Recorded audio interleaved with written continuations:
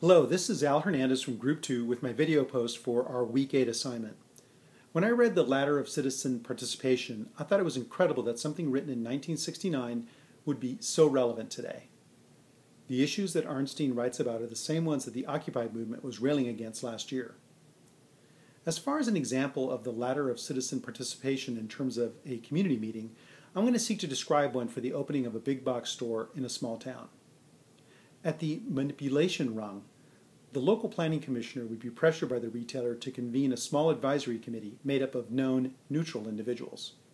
This committee would meet once for a 30-minute presentation about the proposed store, and after that, the group would be asked to sign off on the plan before it could be placed in front of the city council.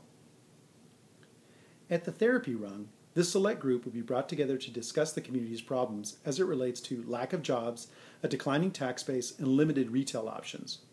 These concerns would be shared with the City Council as a sign that the retailer was listening. Moving up the ladder to the informing rung, a larger, more diverse advisory committee would be brought together in a more public manner, maybe even inviting local media to witness the event.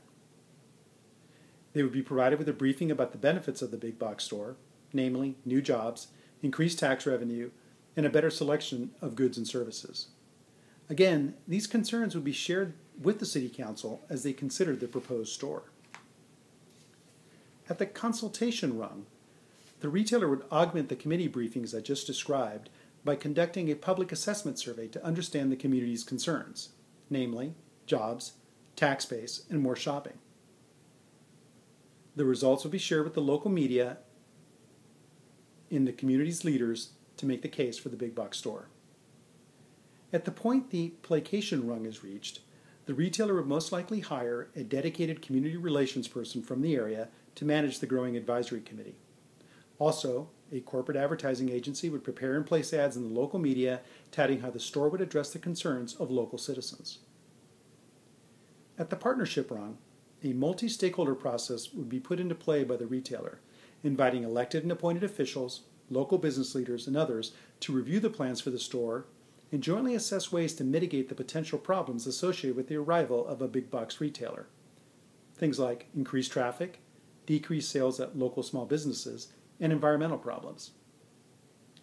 At the delegated power rung, this group would be given resources to invest in addressing some of these issues.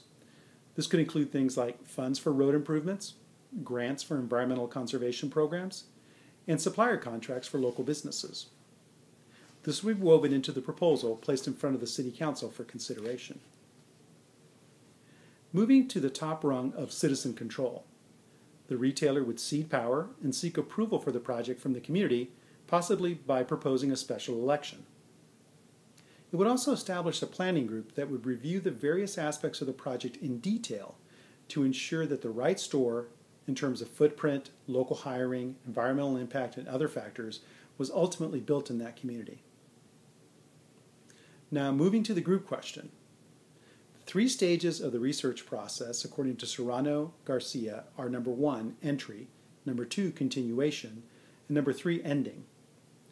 I think that there is an opportunity to promote empowerment in each stage.